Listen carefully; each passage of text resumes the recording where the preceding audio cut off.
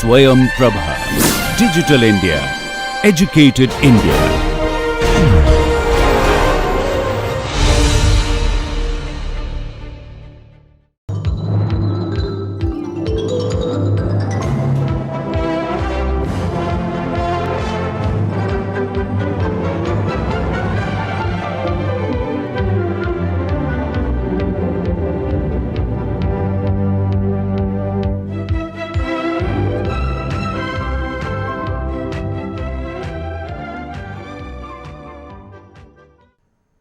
A look at causes of resistance of change always raises issues of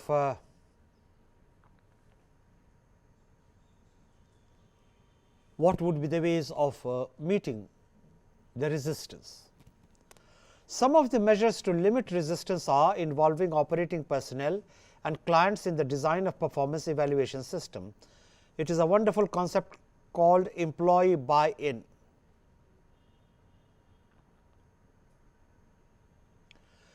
If you involve the people who are being evaluated in the process of evaluation, then a lot of anxieties are laid to rest.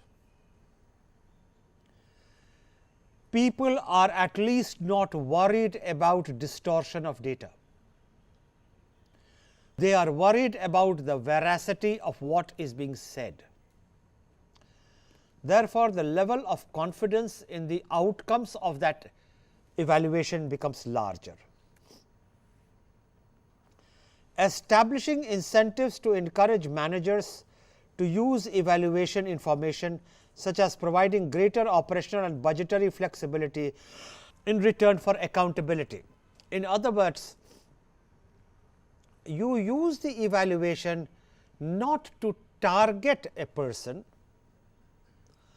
or to render a job dysfunctional or to prove that it is redundant, but you practice an evaluation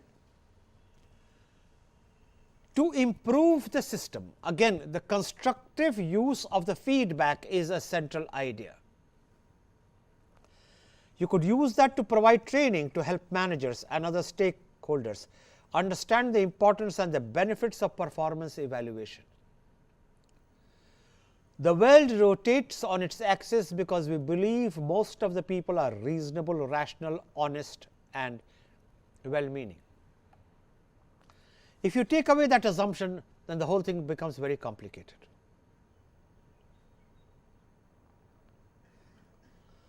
What we have got to understand is,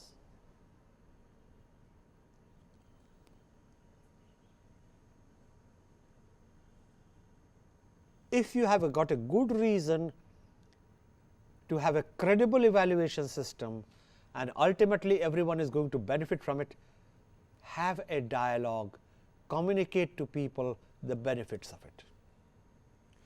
Do not expect 100% results. At the end of the day, there will be about 15 to 20% people who would rather not do it,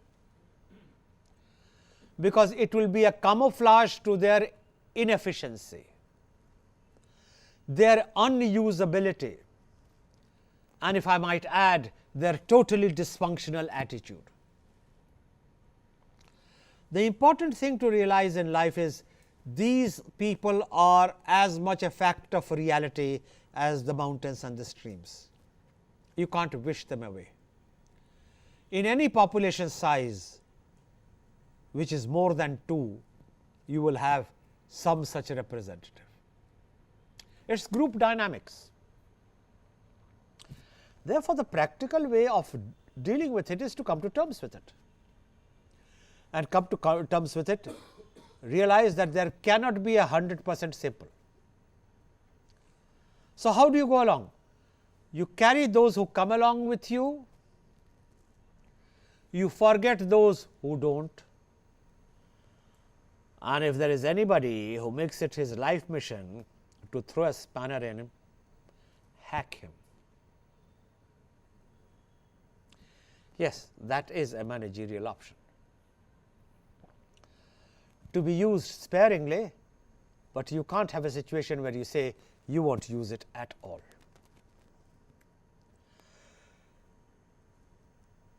There is a propensity in all domains to talk of new approaches, the emerging approaches makes for a good headline.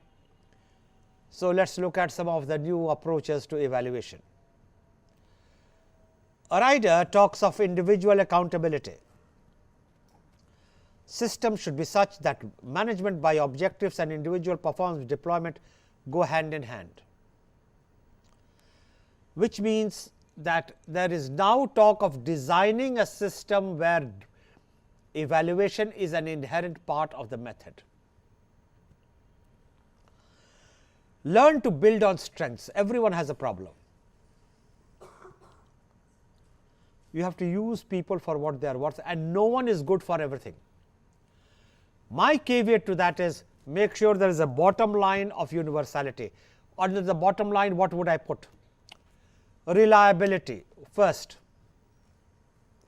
credibility second. In case of doubt, go back to the first. If you have a reliable and a credible person, you can make use of him anywhere. And you may have Aristotle himself, if he is neither. It is better, and hear me very carefully, not to deal with such person. He will not only not do the work, will be a disruptive influence in the situation. In fact, I would go to the extent of saying close down the system if need be. If you do not have even a small minuscule minority of reliable and credible people, you can't run the system. My experiments in the corporate world and running of corporate enterprises has shown that all these three types of scenarios are possible, where 15 to 20% do not come along, but you can convince the others. 2, you have a situation where you have a small core group of credible and dedicated people, reliable people, and you can work around them. They may not be the most capable, but you can still work around them.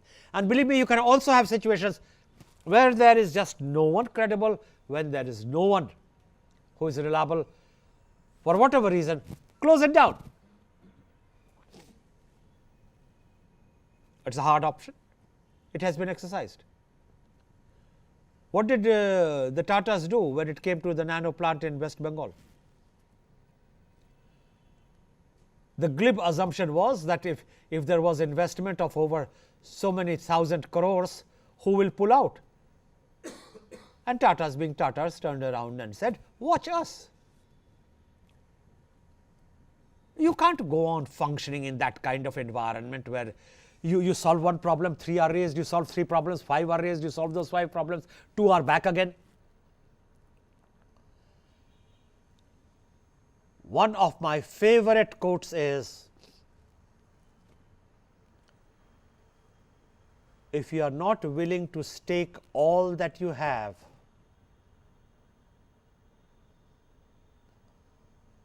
for a cause, because you may fear that you will lose what you have, and please hear it very carefully, if you are not in a the person who is willing to risk all that you have for a cause that you believe in, for the fear that you may lose what you have, you will lose it anyhow. This applies to relationships, this applies to work organizations, this applies universally.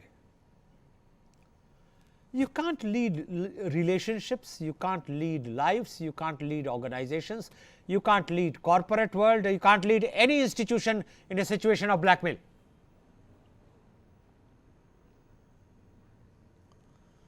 And above all, you can't run an institution alone. Therefore, to run any institution credibly, you do need a small group of reliable, credible people, because neither of these two have any substitute. Organization should be equipped to deal with the onion effect. Everyone knows what that is. Supportive managerial support should be given priority over yearly evaluations. Flexible systems. Systems should support wide spectrum of skills. abilities and potentials. Slavish adherence to evaluation procedures place obstacles in unleashing human talent. Quantity feedback helps to identify the performers and the non-performers in an organization objectively.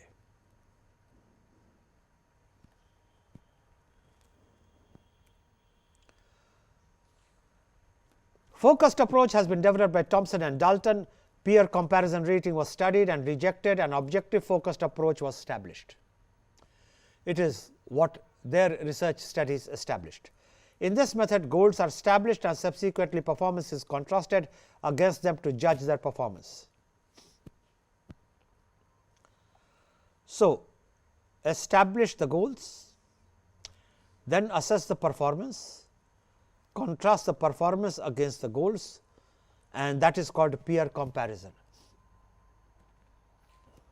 And that is a step ahead of what I was telling you as peer as anything else. Some of the appraisal methods used in this case are rating scale method, critical incident systems, management by objectives, essay appraisal, behavior scale or ranking system. We do not have the time, nor are we going to get into narrating all this, because organizational evaluation, performance appraisal is a domain as large as to form a subject matter by its own right. This has been a discourse on organization management spread over 15 topics. Each of those 15 topics have been suitably dealt with in span of 1 hour, 2 hours, 3 hours, depending upon the nature of the content. The objective has been to give you an understanding of how organizations function, what makes them effective, what are the interventions which can be practiced to improve their functioning. The reason why organization management has been chosen as a topic, because this is the foundation of all management activity, in no matter in which incarnation of which function it is, whether you do finance or whether you do marketing, whether you do manufacturing or information systems, you need organization to deliver it. We discussed this when we began this course, and this is how the course began to evaluate. The course began to get its own feedback. The course began to roll. It has gathered strength by the kind of feedback we have had as the course discussions grew. This is where we would like to conclude, because you should know what is it that this course seeks to answer and what are the issues which this course does not address itself to. And typically here we are not going to begin a course on performance appraisal, but at the same time you need to be made aware that there are techniques which in performance appraisal are so well developed and would take so much time to discuss that it could form a subject matter in its own right. Here is an example of a rating scale method. This speaks for itself, and through this you understand how rating scale will be used. As I said, we are not going to get into the philosophy of the rating scale or what are its strengths or weaknesses in any major manner. But as you can see, there are rating items here and there is a scale here. In each case, you are asking for an opinion. Guidelines for critical incidents. This is how it is formatted. My purpose is to help you take a look at the format so that when it comes to actual life, you are aware of how it works.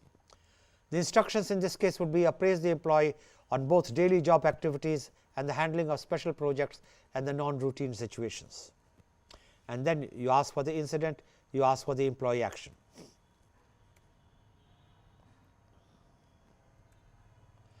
Then there is the 360 degrees appraisal.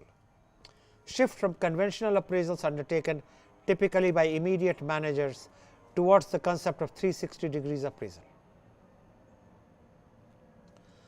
The concept builds on multi-appraisal and refers to a situation where an appraisal data is collected all round.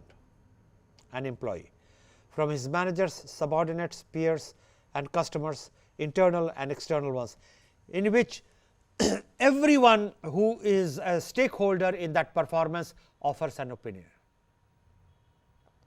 Again, more easily said than done, but people who have practiced it are convinced that it is possible to structure it and it is possible to take it to its logical conclusion. The elements which is attracting the most attention is upward or reverse appraisal, largely because of its impact on manager, staff and on organizational culture. Maybe so. It is my case that reverse appraisal attracts attention because of its novelty, amongst other reasons. Oh, just look at the great thought of the driver appraising his boss.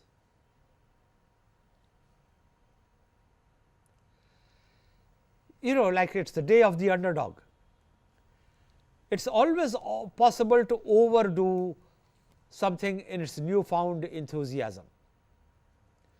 But while curbing the newfound enthusiasm to a mature level, it does stand to reason that very many times a feedback from the subordinate is a useful instrument, provided it can be handled maturely. Now, how you create that sense of maturity is the complex question to which there are no easy answers, but the recommendation remains the same. Till you can achieve that maturity, do not touch it. In 360 degrees appraisal, in upward appraising, managers and employees are reversing their roles. Traditionally, the employees' roles have been to supply whatever it takes to meet the demands of the manager, who was viewed as a customer. Now, manager is a supplier of directions, resources, the coaching advice to internal customers, the employees. Not my views, they are duly annotated here. These are the sources and references which you may find useful there, like in any other course. To conclude then, what we have done under performance appraisal system is by no means exhaustive. It could not be exhaustive for the simple reason that by definition, the nature of the discourse has been to give you an introduction, to take you into the bylanes, not by way of making you an expert, but helping you to understand what is essentially an introduction to how this domain works. We began by talking of the introduction to organizational management, nature and scope. Then we went to the legacy factor and organizational growth. We moved on to theories and schools of thought and framework of analysis, systems and contingency approach, structure, nature and consequences of organization structure, socio-cultural dimensions of work and behavior, environment, culture and style, change and development in organizations, interventions and organization development, stabilizing change and MBO, organization structure and processes, environment and organizational growth, mechanization, automation and computerization, organizational interdependence, and finally, evaluation of organizations. In walking you through all this, the attempt has been to make sure that you as a practicing professional, irrespective of what profession you come from, are able to look at an organization. If you are required, you enter an organization, you are able to understand how it works to the extent that it affects you. You are able to appreciate what you do gets to be used in what manner. You also get to see what you use is a result of some other people's effort. You see a part of the larger teamwork, and at the end of the day, you look at the critical elements which will help you to be more effective, which will help you to be more finely tuned in, which will help you above all to have power to improve your workstation. Because you may or may not get promoted, you may or may not have advanced skills which will be needed day after tomorrow. But one thing you can always do is, in the decision spaces available to you, use your discretion positively, constructively for a purpose which takes the functioning of the organization forward. Remember, this is a course beamed at people who are either taking care of managerial responsibilities or aspiring to take care of the managerial responsibilities. Therefore, in each case there is a space in which he will or she will exercise his discretion. This space is best understood in the form of two concentric circles. The inner circle, which is determined by rules and regulations of the organization, he cannot violate that. The outer circle, which is determined by the popular opinion and the general will, if you violate that, then you have organizational turbulence. But between these two circles, he is pretty much the king to do what he wants and do it for the good of the organization. And it is this ability to use your judgment and discretion positively and correctly, constructively, which makes the job of handling managerial situations, exercising managerial capabilities, such a fruitful and satisfying one, which is perhaps one of the essence of any professional's life. I hope you enjoy practicing and taking forward what this course has attempted to share with you. Thank you very much. God bless.